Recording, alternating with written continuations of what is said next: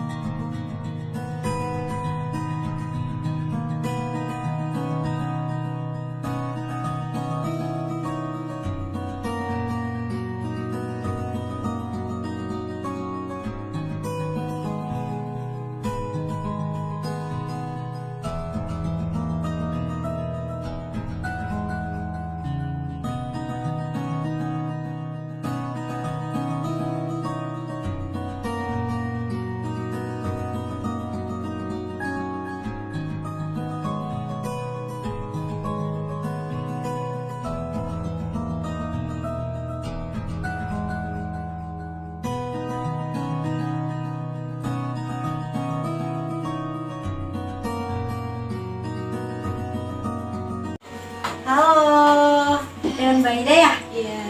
Salam kenal. Iya. Dari tadi nunggu. Iya, lumayan. Lumayan. Saya izin ambil laptop dulu ya ke belakang. Kesini sendiri? Iya, sendiri. Oh, tadi berarti rekomend dari temen ya? Iya. Berarti kesini karena teman apa karena emang keinginan sendiri? Apa dengan sukarela gitu? sukarela sih sebetulnya, tidak ada penekanan dari teman hanya mengajukan katanya, sepertinya kamu sudah butuh konselor deh untuk menghadapi masalah-masalah yang sedang saya hadapi sekarang. Terus saya berpikir juga, kata saya, iya nggak sih saya sudah membutuhkan konselor, tapi saya rasa semua ini saya bisa tangani baik-baik. Jadi sebetulnya teman itu cuma mengajukan, kayaknya lu udah harus ke konselor deh gitu.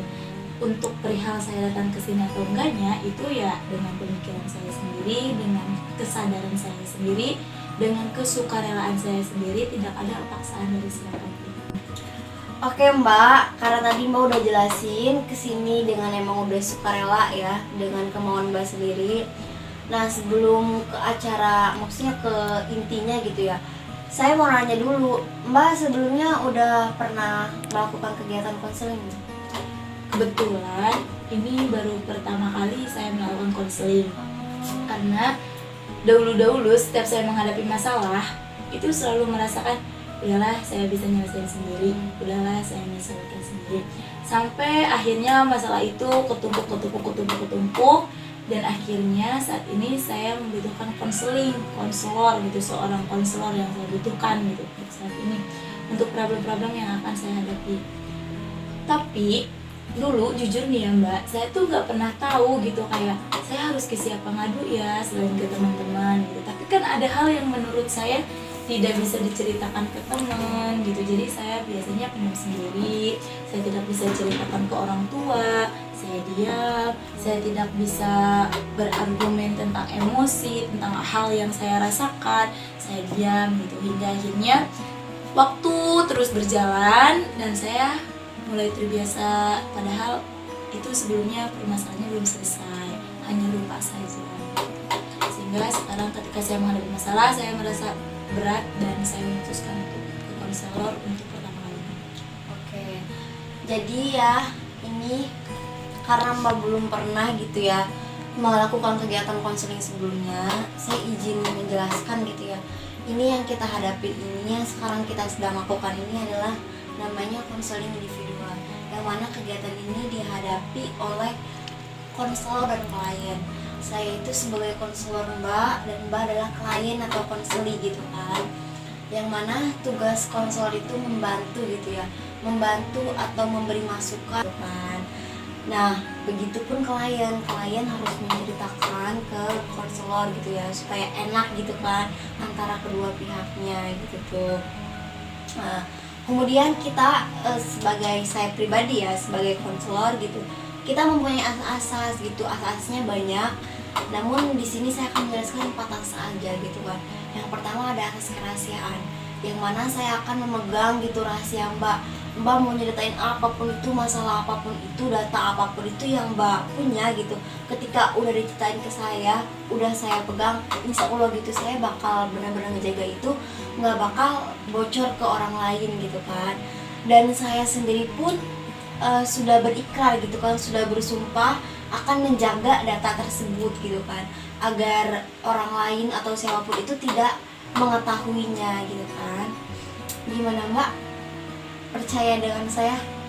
Insya Allah. Oke, jika sudah percaya, saya izin melanjutkan ya. Yang kedua ada yang namanya asas kesukarelaan, yang mana Mbak harus menceritakan masalah Mbak dengan sukarela.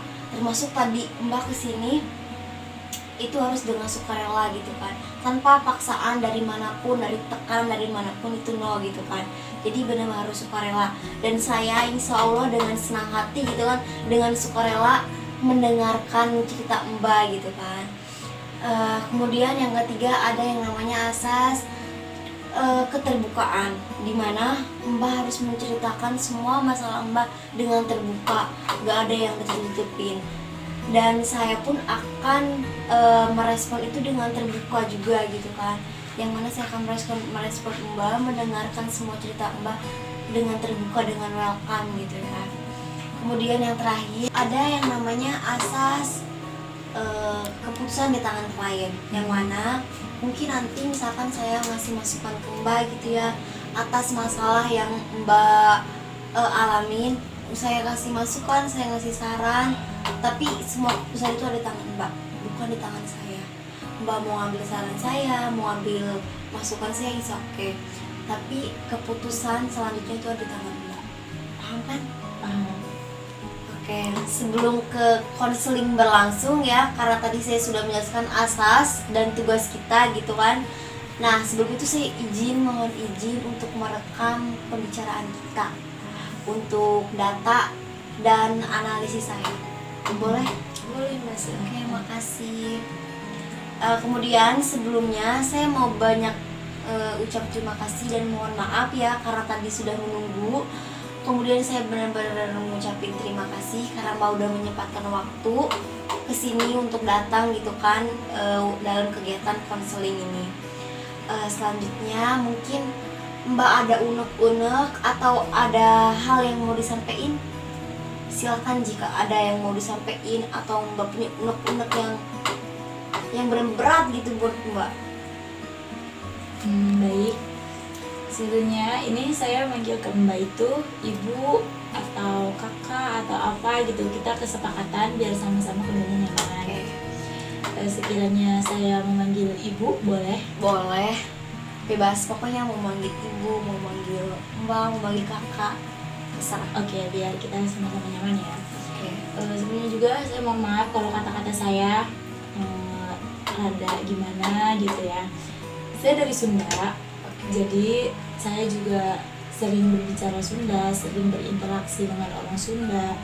Tapi saya juga tertarik dengan bahasa Jawa Serang, tertarik dengan bahasa Jawa Demak. Jadi saya ini anaknya emang suka dengan bahasa. Jadi kayak saya suka dengan bahasa, tapi saya tidak menyukai pelajaran bahasa gitu. Karena saya ingin belajar lebih gitu. Nah, begitu pun dengan permasalahan yang saya hadapi sekarang. Tentu saja itu adalah sifat dan karakter saya, rasa ingin tahu yang tinggi, rasa ingin belajar yang tinggi. Hal tersebut memanglah positif di satu sisi gitu. Tapi hal tersebut memang positif, tapi tidak baik jika berlebihan gitu, sehingga akan menimbulkannya permasalahan atau sedikit apa ya, kayak aduh nggak nyaman deh gue gitu ya istilahnya ya Bu ya. Nah, jadi saya tuh baru lulus SMA nih.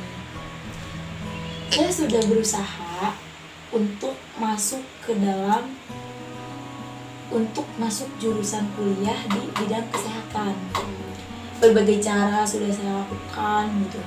Flashback ke belakang, dulu pas SMA saya bukan siswi yang ambis, bukan siswi yang pinter, bukan siswi yang berprestasi, nggak sama sekali gitu. Saya siswi yang sering bolos, saya siswi yang pernah dipanggil guru BK, saya siswi yang pernah dipotong rambutnya karena melanggar peraturan gitu.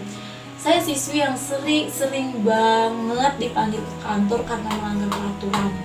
Telat bukan hal yang aneh buat diri saya pada saat itu. Pada saya duduk di bangku kelas 10 sampai 11. Namun ketika kelas 12, guru BK di sekolah itu bilang gitu kayak, kalian udah kelas 12, kalian itu minatnya kemana? Ayo kita asah minat. Jadi tujuan kuliah kalian, tujuannya itu mau kemana setelah lulus dari SMA? Kalian kuliah mau jurusan apa? Kalian mau ini lanjut kemana gitu? Di sana saya benar-benar tidak memiliki pikiran gitu, tidak memiliki tujuan hidup gitu. Dan itu pun sudah menjadi sebuah problem. Namun saya diamkan saja. Itu ya Mbak, perlu diingat, itu sebuah problem tapi saya diamkan. Lah, seiring berjalannya waktu, ya saya masih melakukan hal-hal tersebut. Saya masih hura-hura, masih suka jalan-jalan, traveling sama teman-teman saya. Tidak mementingkan sekolah, tidak mementingkan guru masuk atau tidak mementingkan tugas-tugas. Yang saya tahu ketika saya ingin melakukan hal A, maka saya akan lakukan hal A walaupun itu melanggar peraturan-peraturannya.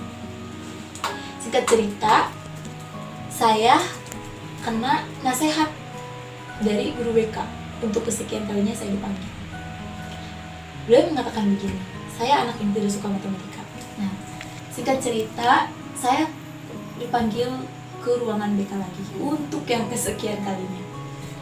Saya dipanggil karena saya tidak mengikuti mata pelajaran matematika peminatan. Di kelas, saya sempat masuk kelas pada saat itu. Bapak guru matematika saya bilang, siapa yang tidak suka matematika angkat tangan. Saya mengangkat tangan dengan jujurnya. Kenapa Aida tidak suka matematika? Ya saya nggak suka Pak. Oh ini matematika peminatan. Ketika saya minat harus masuk, ketika enggak ya udah, pikiran saya saat itu.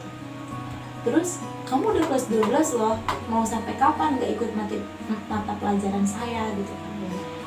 Nah saya berpikir apaan sih orang ini matematika peminatan, toh pada matematika wajib saya mengikuti kelasnya, saya belajar dengan benar, tugas-tugasnya juga saya kerjakan gitu. Saya dipanggil lagi tuh ke guru BK, datanglah saya ke guru BK. Ya Bu, kenapa panggil saya lagi? Pasti gara-gara matematika ya. Saya bilang gitu. Terus guru BK tersebut bilang, emang Aida kenapa nggak suka guru BK? Nggak suka matematika? Terus kata saya, ya gimana ya Bu, nggak suka gitu. Yang penting ketika saya tidak suka matematika, saya suka di pelajaran biologi, saya tingkatkan nilai biologi, saya tinggalkan matematika gitu. Saya nggak tahu itu hal yang benar atau salah gitu kan. Guru BK tidak menjawab hal tersebut gitu pada saat itu.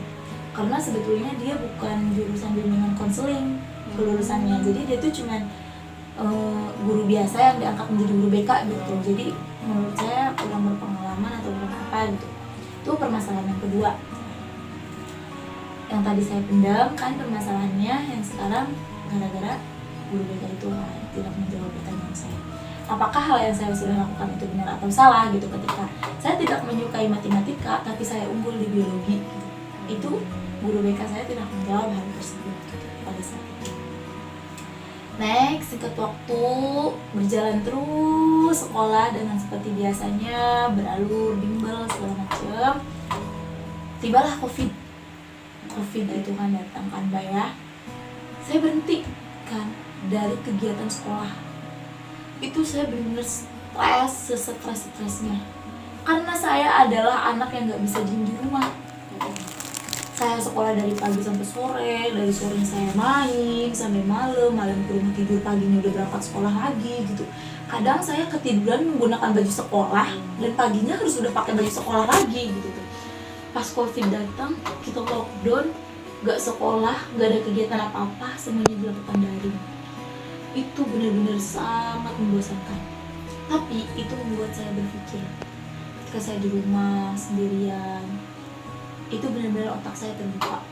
Permasalahan-permasalahan yang dulu saya diemin, yang saya skip gitu loh, kayak nggak saya pikirin, muncul tiba-tiba. Kapan saya begini? Sampai kapan saya begini terus? Pertanyaan itu yang muncul dalam pikiran saya pada saat itu. Lalu saya kan, aduh gimana dong ya gitu, masa mau begini terus, saya mau ngambil apa ya selanjutnya gitu. Saya memutuskan untuk ngambil kesehatan. Saya ngambil kesehatan, belajar bener-bener. Biologinya saya tingkatin lagi, fisikanya saya tingkatin lagi, kimianya saya tingkatin lagi.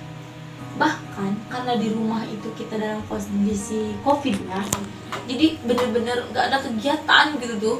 Sedangkan saya anaknya harus mempunyai kegiatan gitu biar melupakan masalah gitu. Ini diam di rumah, kepikiran banyak hal yang harus saya pikirin gitu. Akhirnya saya memutuskan untuk belajar biologi, kimia, dan fisika itu ditingkatkan. Sampai saya meminta soal kepada gurunya langsung gitu tuh kan. Pak kasih Aida soal dong Pak kasih Aida. Tiba-tiba saya menjadi siswi yang ambisius. Yang tadinya saya sering dipanggil guru BK, yang tadi ini itu segala macam, sampai semua guru kayaknya hafal dengan saya bukan karena prestasi, melainkan ya itu kenakalan gitu. Bukan kenakalan, jadi kayak ya dipanggil terus gitu tuh, karena melanggar aturan-aturan gitu yang sudah dibuat gitu. Saya tiba-tiba menjadi seorang yang ambisius, bisa dibilang seperti itu.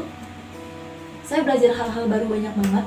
Karena kan tadi saya sudah bilang kalau saya adalah anak yang suka sekali dalam mencari tahu hal-hal yang baru. Saya tertarik, lalu saya memutuskan, oke, saya mau ngambil kesehatan dan saya harus meningkatkan pelajaran 3 ini. Kebetulan saya pas SMA jurusan MIPA juga gitu. walaupun MIPA yang saya anut ya MIPA ya Allah udah terakhir gitu ya, udah MIPA apa ya gitulah gitu. Saya sudah berusaha, saya sudah berubah dari saya yang seperti itu menjadi saya yang sekarang. Itu prosesnya juga nggak sebentar gitu kan ya, prosesnya itu cukup memakan waktu, cukup memakan pikiran, cukup langsung ujian ditiadakan, ganti dengan US. Oke, belajar US juga ngerjain soal, lulus lah. Setelah lulus, saya mengejar cita-cita saya dong. Saya mau ke kesehatan. Toh saya selama ini sudah berubah gitu. Saya sudah berubah karena saya mau mengajar di kesehatan ini. Lalu daftarlah saya lalu saya bilang ke sekolah kan, Bu, saya mau ke oke, kita melalui jalur rapid dulu. Ikutlah jalur SPAN PTKIN, lolos. Lalu saya bingung kan mau milih universitas mana. Toh ketika kita mau melanjutkan jenjang pendidikan ke bangku kuliah, kita perlu persetujuan dari orang rumah, dari keluarga, dari orang tua. Bilanglah saya ke orang tua, Ibu, Bapak, saya lulus jalur SPAN PTKIN, jalur nilai. Ibu Bapak silahkan pilih saya mau di universitas mana, tapi saya minta jurusan yang saya ambil itu di kesehatan. Mereka baru tidak ada yang menyetujui saya masuk di universitas tersebut. Tidak ada satupun yang mereka pilih universitasnya. Oke, yaudah, Ibu, saya datang ke wali kelas. Ibu, Aida mundur di jalur SPAN ini. Loh Aida kenapa? Ini kan sudah masuk, tinggal dilanjutin aja gitu. Tapi nggak bisa gitu, kayak yaudah nggak usah gitu. Soalnya sampai nangis, sampai wali kelas, aduh sangat menyayangkan sekali. Banyak orang yang pengen masuk tapi Aida mundur. Lanjut ke udahlah karena tidak disetujui katanya, kata orang tua gitu kan. Oke, nggak apa-apa. Saya selalu menguatkan diri saya dengan kata nggak apa-apa dan udah. Next, cerita selanjutnya hari-hari masih COVID, masih dia dengan kegiatan yang seperti itu aja gitu loh, nggak ada kegiatan lain. Tetap belajar, tetap fokus karena memang saya ketinggalan pelajaran banyak gitu. Di kelas 10 dan kelas 11 saya benar-benar tertinggal pelajaran gitu loh. Itu fase-fase dimana saya, menurut saya, perubahan diri gitu tuh, dan itu nggak mudah yang saya lewati. Habis itu belajar adalah politeknik gitu, buat masuk politeknik itu tes Poltekkes. Saya mengikuti jalurnya, daftar.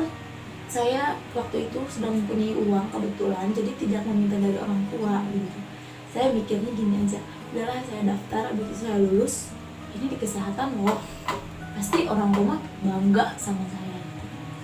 Oke, akhirnya saya ngambil, saya bayar sendiri dengan uang saya pergi ke bank sendiri, semuanya sendiri, saya urus sendiri. Lolos, saya tes, saya lolos, saya melakukan wawancara pada saat itu, benar saya lolos, benar-benar lolos itu mah. Terus saya bilang, Ibu Bapak aku lulus loh di jalur kesehatan, jurusan radiologi. Terus katanya, enggak di situ. Oh, oke. Terus katanya nggak ke biayanya kita mahal, katanya biaya itu tuh mahal. Oh mahal ya, iya. Untuk saya melanjutkan begitu aja udah kayak aduh udah mulai patah nih harapan gitu, tapi itu oke, nggak apa-apa, saya tetap belajar, saya tetap lagi. Kebetulan ada politeknik yang mengadakan itu tuh politeknik swasta gitu loh. Saya ikut tes itu, saya ikut tes lagi, akhirnya lolos lagi. Saya sudah wawancara, lolos juga gitu tuh. Habis itu karena tadi kata orang tua biaya di kesehatan itu mahal dan tidak mampu, saya mengikuti jalur beasiswa. Saya ikutin tesnya lagi, ngulang tes lagi gitu tuh, kayak 2 kali tes. Dan di sana tuh menyediakan ada 100%, 50%, dan lain sebagainya gitu banyak. Dan saya masuk yang ke 50%, beasiswa, dapat beasiswa 50%. itu udah sangat amat lumayan gitu tuh.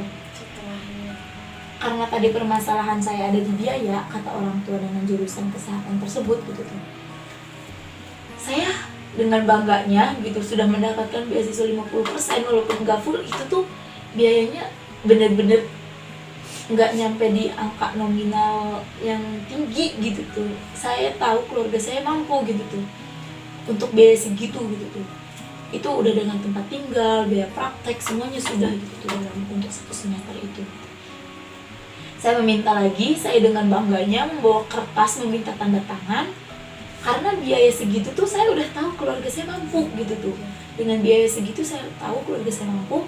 Saya bangga banget itu mah dengan usaha saya yang telah saya lakukan gitu. Saya turun, bawa-bawa kertas minta tanda tangan, ternyata gak diizinin gitu. Itu hal yang paling menyakitkan banget buat saya ketika saya sudah berubah, tapi dipatahkan gitu oleh keadaan itu. Ketika saya sudah mulai menanam sebuah tumbuhan yang akan tumbuh, tiba-tiba ada yang ngetik gitu. Ketika tumbuhan itu udah mulai berbuah, langsung ada yang ngetik aja gitu. Padahal buah itu belum matang gitu. Buah itu perlu dirawat lagi, perlu dikasih pupuk lagi biar jadi buah yang matang dan enak untuk dinikmati. Ketika saya baru menjadi buah yang masih kecil banget, itu udah langsung ada yang ngetik dan dibuang gitu, tanpa melihat prosesnya. Sampai saat ini saya juga masih bingung dengan keadaan saya. Jurusan itu saya bodo amatin gitu, kayak saking udah kecewanya saya, orang tua bilang udah masuk jurusan yang sekarang aja di Universitas Islam dengan agama yang kuat. Saya tidak tahu jurusan apa yang saya ambil sekarang gitu, dan tapi sekarang saya sudah menduduki di semester 3 ya. Jadi ya dengan jurusan yang saya sekarang, saya mencoba menikmati, mencoba ya begitulah ya. Tapi jujur gitu, kalau dalam hati, kalau keinget-inget lagi gitu tuh, kalau ngelihat politeknik, ngelihat orang-orang yang berada kuliah di kesehatan, rasanya pengen gitu tuh, ya Allah gitu, pengen saya juga mampu, saya juga bisa, tapi keadaannya memang belum jodoh kali ya gitu tuh. Itu saya di sini mau bertanya gitu, hal yang saya lakuin ini benar apa enggak sih gitu. Selama ini masalah yang saya hadapin dari SMA sampai selama kuliah, selalu saya bilang gak apa-apa, udah lupain aja. Jadi setiap saya mempunyai masalah, selalu waktu yang ngejawab gitu tuh. Selalu waktu dan waktu. Gak pernah saya memutuskan suatu gak pernah saya memutuskan ketika saya berada di masalah, saya putuskan gitu. Jadi sendiri gitu ya. Iya, jadi saya ini sebetulnya mampu dalam menyelesaikan masalah, atau saya ini cuma mengandalkan waktu aja gitu. Itu sih yang perlu saya tanyakan gitu kepada ibu yang sudah berpengalaman. Ibu juga lulusan konseling, ibu juga seorang konselor gitu tuh, pasti memiliki apa ya gitu, menasihati saya lah gitu, hal tersebut itu benar apa enggak sih gitu, hal yang saya lakuin itu salahnya di mana gitu tuh. Saya minta disadarkan aja gitu tuh, kayak kesalahannya saya di mana yang harus saya perbaiki, mana yang enggak. Itu sih Bu. Oke, mungkin saya bisa menyimpulkan untuk sementara ya. Mungkin masalah-masalah yang Mbak hadapin kemarin-kemarin, Mbak selalu merasa hanya waktu gitu kan yang menjawab, bukan ketentuan dari Mbaknya gitu ya. Ya mungkin masalah kemarin itu mungkin cara pendewasaannya kurang gitu, dan mungkin dengan masalah-masalah yang Mbak hadapin kemarin, mungkin itu cara pendewasaan Mbak gitu. Walaupun emang waktu yang menjawab, tapi di sisi-sisi masalah yang Mbak hadapin, Mbak juga ngerasa saya harus kayak gini, walaupun ujung-ujungnya waktu juga yang menjawab. Tapi Mbak pasti sempat bingung, sempat ada pemikiran untuk saya harus kayak gini, tapi tetap aja waktu yang menjawab lagi. Ya mungkin itu udahlah, yang lalu biarlah berlalu. Itu masalah yang dulu, oke, biar waktu yang menjawab terus gitu kan. Untuk next, ketika ada masalah lagi di situ gitu kan, waktu Mbak yang harus menentukan, bukan waktu lagi yang menentukan. Jadi sekarang itu ketika ada masalah lagi, Mbak yang harus menentukan mana yang baik, mana yang buruk. Mbak yang harus mengambil keputusan itu gitu kan. Kemudian saya mau menanyakan gitu, sekarang Mbak kuliah, oke? Sekarang Mbak kuliah, apakah jurusan yang Mbak ambil ini atas tekanan dari orang lain, apa hanya emang benar-benar kemauan pure dari diri Mbak gitu? Dibilang tekanan bisa, dibilang pure ya nggak sama sekali gitu tuh.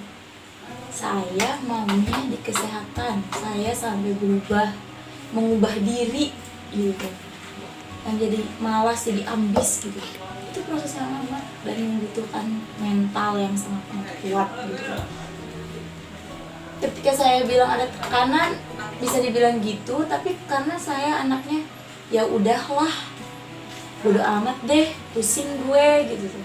Kayak ketika keluarga dan orang tua bilang kamu kesini jurusan ini, karena tadi saya terlalu kecewa dengan rasa yang, dengan ibarat kata yang buah udah dibuang itu tuh. Saya mau tumbuh menjadi buah lagi tuh nggak tahu caranya bagaimana gitu tuh. Jadi ya udahlah, memang sudah cara Tuhan yang seperti ini gitu. Jadi ya udah, cara Tuhan untuk saya menjadi buah lagi ya mungkin dengan benih ini gitu tuh. Walaupun ya saya sama sekali tidak mengetahui unipnya di mana, jurusan yang akan saya ambil itu apa, saya tidak mengerti apapun itu. Jangankan belajar mau masuk univ itu gitu, kayak jurusan saya tuh apaan sih gitu, prospek kerja kedepannya tuh apa gitu. Saya benar-benar nggak mengetahui dan saya tidak mencari tahu karena saya diselimuti dengan rasa kecewa itu gitu, rasa perjuangan yang tidak dihargai gitu, rasa dibilang kayak gitu. Jadi kayak udahlah bodo amat gitu. Kayak tadi saya bilang, ketika saya menghadapi masalah, saya tuh terlalu ya udah gitu. Sampai sekarang saya baru kepikiran gitu tuh, kayak kayaknya saya udah harus curhat kepada orang yang lebih berpengalaman ya, orang yang benar-benar bisa menasihati saya gitu. Karena ini masalah dari SMA baru saya kepikiran setelah sekarang gitu, prosesnya yang saya jalani. Dulu pas SMA nggak pernah saya pikirin gitu, tenang aja gitu saya pikirinnya. Jadi kalau dibilang ada tekanan atau enggak, saya lebih ke ikhlas mungkin ya. Dan saya suka bilang ini jalan Tuhan gitu, udah waktu yang menjawabnya kalau kamu tuh di sini, dan udah takdirnya gitu. Kesalahan saya gitu karena saya selalu di jalan Tuhan, waktu yang menjawab gitu. Oke. Terus sekarang di kesehatan oke enggak gitu ya, nggak jadi di kesehatan, dan sekarang Mbak lagi menjalankan di univ yang sekarang gitu kan yang Mbak jalanin. Nah, masa Mbak mau kayak gini aja? Masa Mbak mau menyelimuti dengan rasa kekecewaan itu? Jadi ya saran saya gitu ya, buat sekarang karena Mbak udah ada lembaran baru, walaupun emang gak serak dengan hati Mbak gitu ya, oke sekarang jalanin, sukain, nikmatin, ya insya Allah gitu ya. Kalau emang udah suka dengan ini, dengan yang Mbak ambil, walaupun emang bukan kemauan Mbak gitu ya, ya mungkin nanti kedepannya lebih baik lagi kalau Mbak menjalaninya itu dengan suka gitu kan, dengan benar-benar rasa suka Mbak tumbuhin di situ gitu kan, biar nantinya kedepannya itu enak gitu kan, segala apapunnya paham, segala ini itunya jadi gampang, jadi mudah.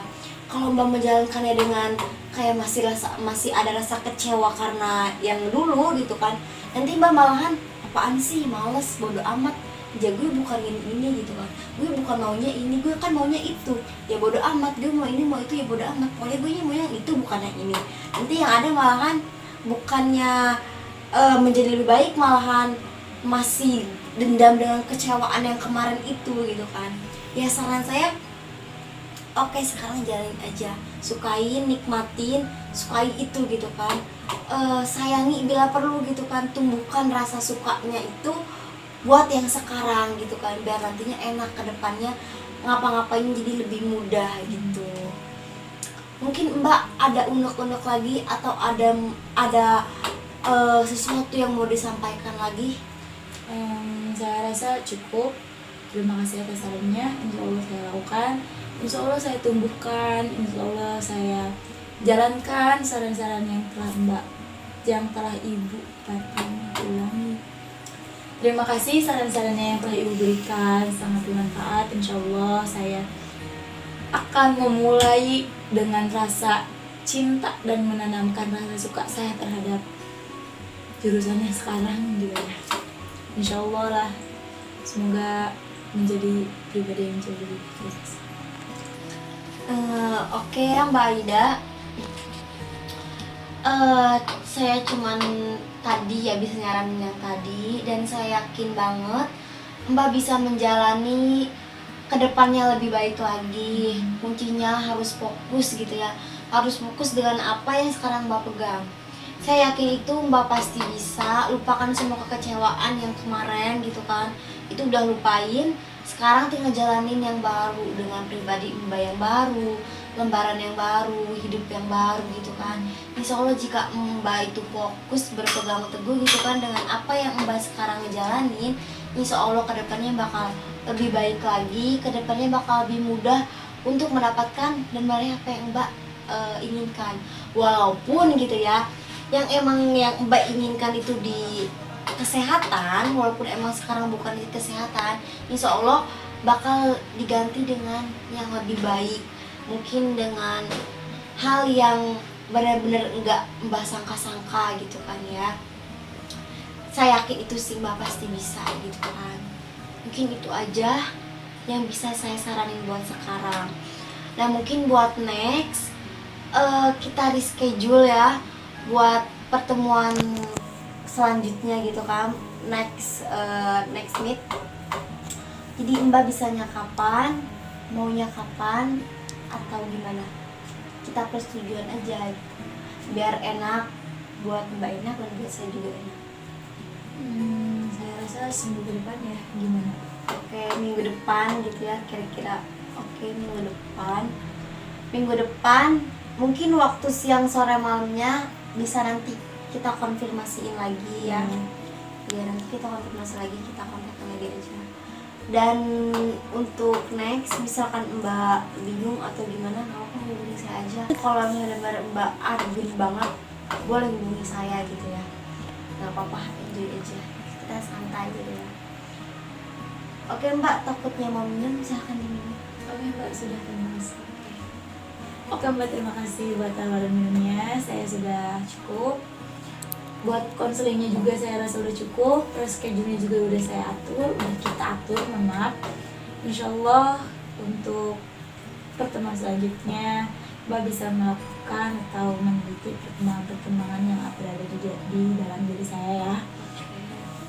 Semoga sudah ada perubahan yang memang ada di dalam diri gitu tuh ya. Jadi karena sekarang waktu sudah cukup malam ya, kita pamit undur diri kita karena waktu yang sudah cukup. Saya pamit undur diri, terima kasih banyak dan saya duluan. Oke, makasih ya Mbak telah menyempatkan waktunya untuk hadir ke sini. Oke, makasih ya Mbak. bye.